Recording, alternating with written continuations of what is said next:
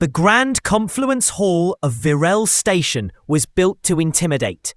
It wasn't merely big, it was cathedral big. The kind of space where sound didn't just echo, it took its time deciding whether it wanted to come back at all. The vaulted ceiling hung so high above that the air shimmered with thin mist from the hall's microclimate regulators. Hundreds of banners floated mid-air, suspended on repulsor fields, each stitched with the emblem of a member species of the Galactic Concord. To the gathered audience, these banners were badges of progress, civilization, intellect. The humans had no banner. That absence was part of the joke. On the central stage, a wide, polished circle of obsidian composite, a line of chairs curved like the arc of a predator's jaw. 7 alien scholars sat there, each representing a civilization older than humanity's recorded history. In front of them, tiered rows of seating stretched into the distance, packed with students, journalists, and dignitaries. The hum of anticipation was electric, 1,000 conversations mixing into an indistinct chorus. Above the stage, the hollow projector's opening display shimmered into view. Symposium topic: The Paradox of Primitive Persistence, Case Study Terran Homo Sapiens. The title alone drew laughter from the front rows, the kind of polite, knowing laughter that said, "Oh, this will be good." Moderator Urel, a thin-limbed Kelton with a voice like rolling glass beads, rose to her feet. She inclined her head in greeting, the long fronds of her cranial crest swaying gently. Esteemed minds of the Concord, today we turn our analysis upon a most curious anomaly. A species whose persistence defies statistical models, yet whose methods suggest a deep misunderstanding of risk, sustainability, and self-preservation. We speak, of course, of the Terrans. The first panelist, Dr. Clithrak of the Vashti, leaned forward, the light glinting off the faceted plates of her thorax. Permit me to begin with physiology. The Terran form is a study in frailty, soft tissue unprotected by natural armor, an endoskeleton of brittle calcium, inefficient heat regulation relying on liquid loss. Liquid. They carry their own cooling fluid outside of containment. Gasps of exaggerated horror. Someone in the upper tiers made a show of fanning themselves. Clithrak tapped the hollow control, and a rotating projection of a human appeared above the stage. Labels sprang up. No exoskeleton. No redundant heart. Oxygen dependency. High fracture susceptibility. Their dermal layer, Clithrak continued, offers negligible resistance to impact or laceration. An average Vashti juvenile could incapacitate an adult Terran without expending significant energy. A ripple of amused murmurs passed through the hall. Zanif of the Arloth, tall, translucent-skinned, her inner organs faintly luminous, raised one elegant digit. And yet, dear Clithrak, we must remember their ingenuity in overcompensating for such vulnerabilities. My personal favourite, encasing themselves in metal shells and hurling them through vacuum at lethal velocity, powered by contained explosions. Zanith let the pause stretch, her bioluminescence pulsing faintly with amusement. They call this rocket science, as though strapping oneself to a bomb requires deep intelligence. That got the first wave of real laughter, high-pitched insectile clicks, deep rumbles from scaled throats, whistling bursts from avian beaks. From her seat, the robed figure did not move. Melgaran of the Gravari, his 4 eyes blinking in slow sequence, leaned toward his microphone. I have another. The Terrans ingest neuroactive toxins voluntarily. In my clutch world's cultural history, This was reserved for ritual suicides and assassination. The Terrans, they brew it into hot water and sip it socially. Coffee! Someone in the front row supplied helpfully, drawing another round of laughter. Milgaren's lower eyes crinkled in what passed for a smile. Indeed. Coffee. They willingly alter their neurochemistry for alertness and experience physical pain when deprived. Primitive chemical dependency, masquerading as culture. From the rear, a voice called, "Don't forget ethanol," prompting another eruption of noise. Even moderator Urel's fronds twitched with amusement. It seems our audience is well informed on Terran peculiarities. On it went, each scholar offering another slice of mockery. Their planet is 70% water, and yet they evolved without the instinct to avoid drowning. They wage wars over invisible lines on maps they redraw themselves. They send messages across space using pulses of radio static like a child knocking on a wall. They name dangerous storms as if personalizing them will make them less lethal. Every point landed like a rehearsed punchline. The crowd was with them, leaning forward for the next absurdity. In the corner, the robed figure's posture had not changed. Still folded hands, still bowed head. But in the dim light, a faint shift. One gloved thumb tapping, slow and steady, against the edge of the datapad. Dr. Kirill of the Xanthi concluded a particularly scathing observation about Terran conflict resolution. Something about sticks, sharp stones, and how they still brandish them even after inventing directed energy weapons. The hall shook with mirth. In that crest of laughter, something subtle happened. The robed figure exhaled. Just once. Slow. No one noticed. The laughter was still trickling through the Grand Confluence Hall when moderator Urel swiveled her crested head toward the far right of the panel. Dr. Velather, I believe you had a closing observation for this segment. Velather of the Ixari rose with fluid precision, the segmented coils of his lower body shifting against the platform with a dry whisper. His 4 arms moved as one, the lower pair folded behind his back, the upper pair gesturing with deliberate elegance. His mandibles clicked once, a sound that silenced the audience without need for further request. "Colleagues," he began, his voice resonant and cool, "I propose that all these examples, though amusing, point toward a singular truth: the Terran inability to grasp the principle of environmental harmony." He tapped the holocontrol. Above him, the projection shifted from anatomical diagrams to sprawling Terran cityscapes. Steel and glass towers punching through clouds, rivers rerouted into rigid channels, mining scars visible from orbit.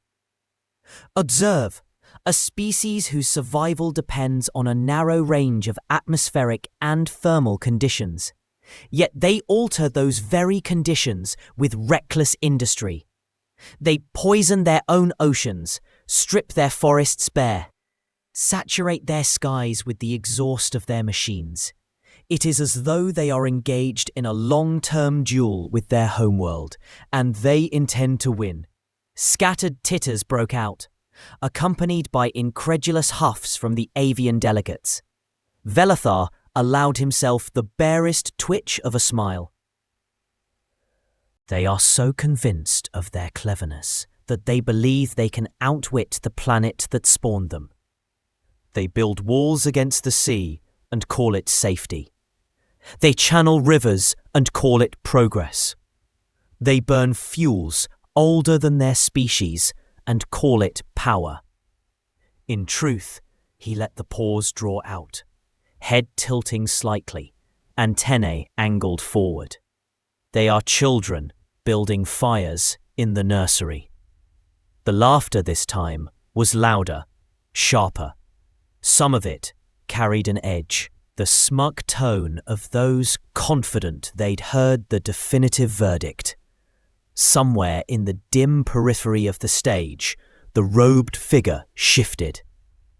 It was nothing dramatic, a tilt of the head, a subtle straightening of the spine, but the motion was enough to draw the eye of a single student in the lower tiers.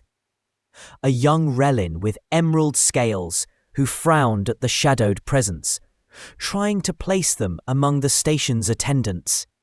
The figure's hood had slipped just enough to catch a slice of overhead light, not enough to reveal a face, just the edge of a jaw, the pale suggestion of skin tone that didn't quite match the deep pigments of the common Concord species. The Relin tilted her head, pale like. Her thought was cut off by Velithar's next slide, an image of a Terran diver in an ancient, bulbous suit, wading through a churning undersea current. And here we see perhaps the most absurd contradiction, Velithar said, voice dripping irony. Faced with an environment hostile to their physiology, crushing pressure, no breathable atmosphere, temperatures near freezing, they simply wrap themselves in weighted garments and walk into it, voluntarily. That earned a rolling wave of laughter, the sound bouncing up to the banners and back down like warm rain. It built, swelled, reached its peak, and broke into the quiet rustle of audience members adjusting in their seats. And in that lull, the figure in the shadows moved again. A slow inhale, the kind that expands the chest, pushes back the shoulders, a flexing of fingers inside gloves, joints popping softly. Then stillness once more. On stage, Velithar continued, oblivious. They have an almost willful disregard for the limitations nature has set upon them. One might almost call it admirable if it weren't so inevitably self-destructive. This time, the laughter was gentler, tinged with the satisfaction of a point well made. Irel inclined her head. Thank you, Dr. Velithar. I believe that concludes the analysis segment. We will now take a short intermission before proceeding to cross-panel discourse. The words cross-panel discourse was still leaving her mouth when another voice cut across them. It wasn't loud. It didn't need to be. It was measured, grounded. The kind of voice that seemed to carry in the bones rather than the ears. You've all made interesting points. The words came from the shadows at the rear of the stage. It took a moment for the audience to place the source. Eyes narrowing, bodies turning, murmurs starting. The robed figure had risen, not abruptly, but with a deliberation that drew attention like gravity. The movement pulled their hood back another inch, enough for the light to catch the line of a cheekbone, the corner of a mouth. They stepped forward once, twice. The sound of their boots on the obsidian platform was unhurried, each impact a quiet tock that seemed disproportionately loud in the settling hush. Fragile, self-destructive, primitive. I've heard the terms before. The robe shifted with the movement, the drape of it hiding the figure's outline in a way that made species identification impossible. But something about the posture was wrong. Too upright, too balanced. The way the weight shifted across each step, predator's gait, not a clerk's shuffle. By now, a ripple had gone through the front rows. A few students leaned toward each other, whispering guesses. One of the panelists, Melgaran, watched the approaching figure with a narrowing of all four eyes. The robed figure stopped a few paces from the arc of dignitary chairs. For a heartbeat, they said nothing, letting the stillness grow heavy enough to bend thought toward them. When they spoke again, the words were slower, measured. It's an entertaining pastime, isn't it?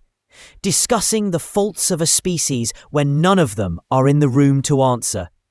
The statement carried no overt anger, but the undercurrent was there, in the precise enunciation, in the way each consonant landed like a pebble dropped in water. The robe's cowl shadowed the speaker's eyes, but the mouth curved, not in humour.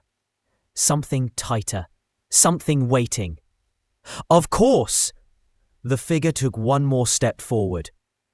That assumes your premise is correct. They reached up, gloved hands finding the folds of the hood. Slowly, so slowly the audience seemed to hold its collective breath, they pushed the fabric back. Light hit hair first, dark and short against pale skin. Then a forehead, high and unmarked. Eyes catching the hall's glow, not faceted, not slitted, not compound. Two forward-facing irises, colour unreadable at this distance. A sound moved through the audience. Not quite a gasp, but close. The intake of realization. The figure let the hood fall to their shoulders. Human. The silence after the hood dropped wasn't empty. It had texture. It was the hush of a predator stepping into a clearing, of a blade unsheathed in a darkened room. Across the semicircle of panelists, you could see the shift. Eyes narrowing, spines stiffening, bioluminescent patterns freezing mid-pulse. The laughter that had carried the last half hour hung in the air like smoke, awkward and sour now. The human let the weight of that moment sit, unmoving, letting every species in the room confront the... When he spoke, the voice was quiet, almost conversational. Yet it travelled to every corner of the hall without strain. Fragile? Yes. We bleed. We break. Our lungs collapse. Our bones snap. Our skin tears. That much is true. He stepped forward, the robe shifting to reveal boots, scuffed and worn from hard use. What you call fragility, we call adaptability. If our lungs collapse, we learn to breathe a different way. If our bones snap, we set them and keep moving. And if our skin tears... He reached up, unfastening the front of the robe. The heavy fabric slid from his shoulders to pool silently at his feet. Underneath, a simple jacket, old and weathered, stitched with mismatched thread in several places. Not Concord make, not station issue, human work. We cover the wound, we keep fighting, and we don't stop until the work is done. He crossed the final distance to the panel's arc and didn't wait for an invitation. He stepped into the centre, the exact place a moderator would stand. The place no one had dared occupy without permission. Velathar's coils tensed. This assembly is for accredited speakers only. Then consider this my first lecture. The interruption was soft but final. Velathar closed his mandibles. The human set a small satchel on the stage floor with a muted thump. The clasp clicked open. Inside were objects that looked absurdly out of place amid the station's gleaming tech. A battered compass, the glass cracked. A strip of coarse fabric stained dark in one corner. A photograph, creased and faded. He picked up the photograph came last. A group of humans, some in uniform, some in stained work clothes, all smiling in front of a structure half finished. This was taken the day after a typhoon levelled half a coastal city. These people didn't wait for rescue. They started rebuilding the next morning, before the water even receded. He returned the photo to the satchel, then straightened, hands clasped loosely in front of him. You say we are reckless, that we ignore danger. You're right, we walk into oceans that could crush us. We climb mountains that try to kill us. We strap ourselves to rockets that might explode beneath us. Not because we're too stupid to see the risk. He paused, sweeping his gaze across the audience, eyes locking briefly with one alien after another. But because we see it, and we go anyway. No one moved. No one spoke. You've spent an hour laughing at a species that's been in space for less than 3 centuries. And yet, he let the words trail just long enough to make them lean in.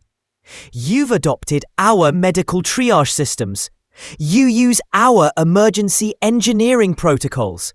Your pilots train on maneuvers our aviators perfected with propellers and cloth wings. He reached down, closed the satchel with a snap. You underestimate us because it's comfortable, because it makes you feel safe. I'm here to remind you. Now the smile came, but it was small and humorless, more the baring of teeth than any warmth. Comfort is the first step toward being replaced. The silence in the hall wasn't just quiet now, it was obedient. He let the satchel rest at his feet. Hands free now, voice settling into a steady cadence. Less a challenge, more a dissection. Let's revisit your observations. He turned slightly toward Cliffrack, the insectoid scholar who'd begun with physiology. Soft tissue, braille bones. You're correct. We are breakable. That's why we learned to set splints, stitch wounds, replace bones with metal when necessary. We turned fragility into an engineering problem and solved it over and over until it became routine. He shifted to Zenith, her translucent skin faintly dimming under his gaze. Chemical dependency, the human continued, is another word for leveraging biology. Coffee sharpened our minds, kept our soldiers awake on watch, fueled negotiations that prevented wars. Even ethanol has decided more treaties than weapons have. He took a step toward Velethar. The coil of the Yixari's body drew tighter. You call it a duel with our homeworld. We call it a conversation. The sea swells, so we build walls. The wind rises, so we anchor deeper. The earth shakes, so we learn to bend without breaking. Every disaster is a lesson, and humans are obsessive students. Now he turned away from the panel entirely, facing the audience, his voice rising just enough to touch the farthest tier. Everything you call a flaw is a trigger for adaptation. You think our weakness means we shouldn't be here? It's the reason we are here. We are designed, by chance, by pressure, by relentless necessity, to change faster than the world can kill us. A pause. His eyes swept the tears, locking with the Relin student who'd noticed him earlier. And that means if we decide you're worth learning about, we'll learn everything. Your systems, your defenses, your blind spots, even the things you've decided aren't worth looking at.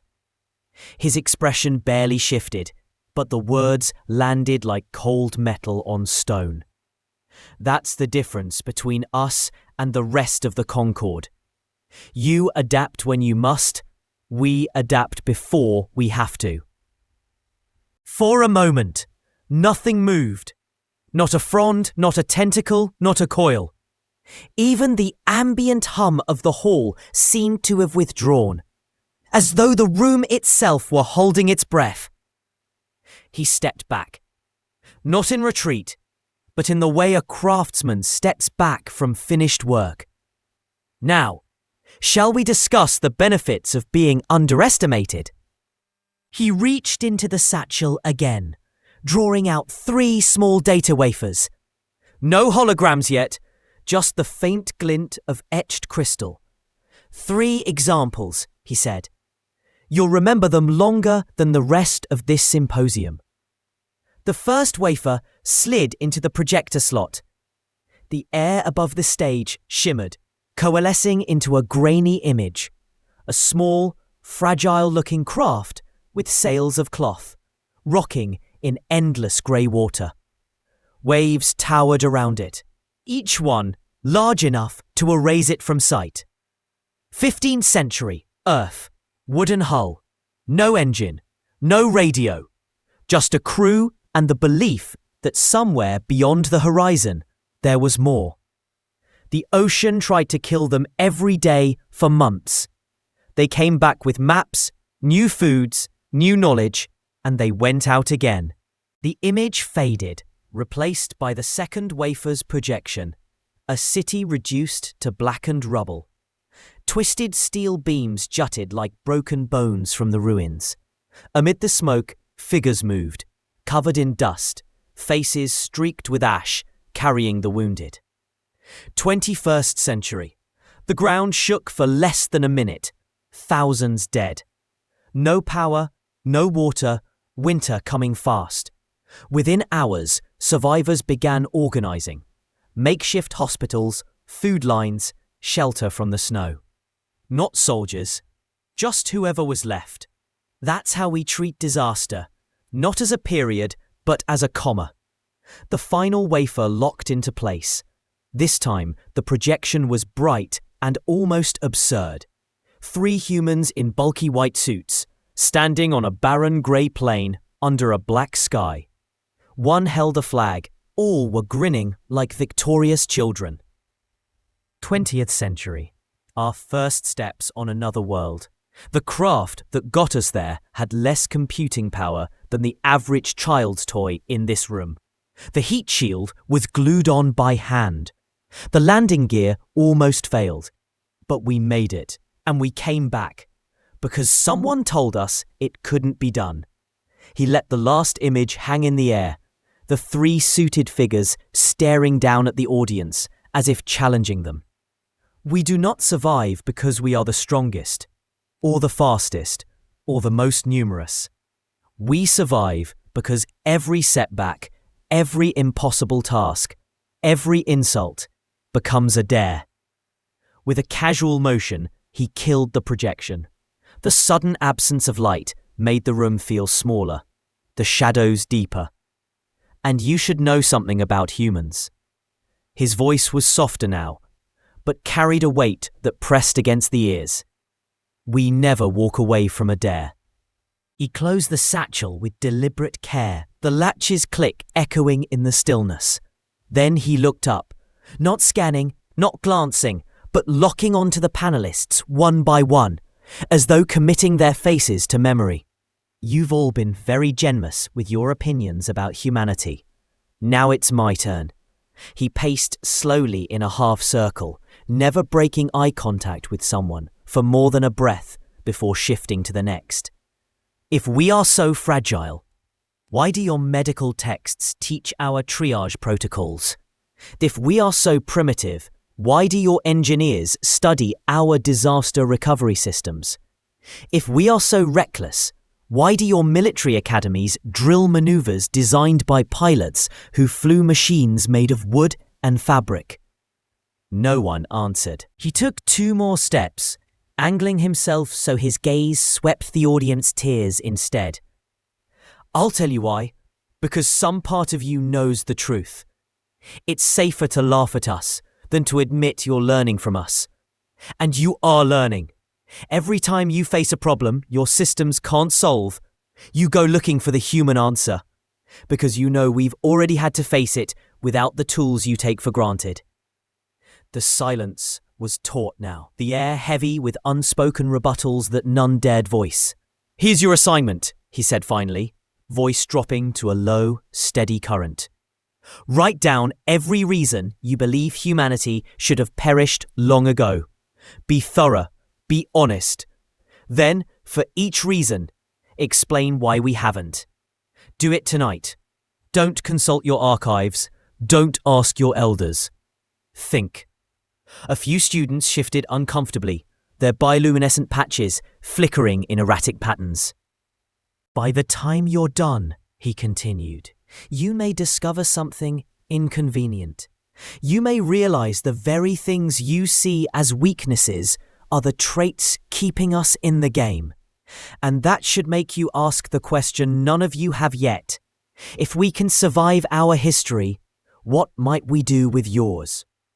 He stopped moving, planting himself in the center of the stage as if the space had always been his. Be careful who you underestimate. Some of us make a habit of turning that into an advantage. The last word lingered, drawn out just enough to sharpen the edges of the silence that followed. He let the silence stretch, drawing it out until it was no longer mere quiet, but a pressure in the chest, the sound of realization settling over the room. Then, without looking at the panelists again, he bent to lift the satchel. The leather creaked softly under his grip, an almost anachronistic sound in the sleek, polished hall. He slung it over one shoulder as though ending a casual conversation, not dismantling an entire academic premise. At the edge of the stage, he paused, turned halfway back. One last thing. The phrase landed lightly, but the tone wasn't casual. The audience leaned forward, despite themselves. The difference between us and you isn't just that we adapt faster. It's that we seek out the unpredictable. We go looking for the storm, for the mountain, for the place no one else wants to tread. You call that reckless. We call it progress. He let the word progress hang, a single syllable suddenly carrying the weight of a threat and a promise. A flicker of motion in the lower tiers, the young Relin student again, her emerald-scaled hands tight around her datapad. She didn't look away when he met her eyes, but her crest flattened just slightly, an instinctive sign of wariness. His gaze moved on, sweeping the rows once more before landing back on the moderator's chair. If you're going to continue holding symposiums about humanity, I suggest you invite us to the table. If you don't, we might just pull up a chair anyway. The corners of his mouth pulled into the faintest suggestion of a smile, not warmth, but acknowledgement. And when we do, remember this, you're not the only ones taking notes. He stepped off the central platform and began walking toward the exit. No rush, no backward glance. The tock of each boot on the polished floor carried in the hush like a clock marking the end of something. The great doors at the rear opened with a low hydraulic sigh. Light from the station's main concourse spilled into the hall, framing him in stark silhouette for just a heartbeat. Then he was gone, the doors closing with a heavy, final thunk. For a long moment, no one moved. It was as if the room had been reset, the banners still floating, the air still humming faintly, but the atmosphere entirely changed. It was Zenith who finally broke the stillness, her translucent skin flickering faintly. From somewhere behind her, Melgarin murmured, "Or how long he's been here." The murmurs began then, low, uneasy, spreading through the tiers like a slow tide. No one laughed now.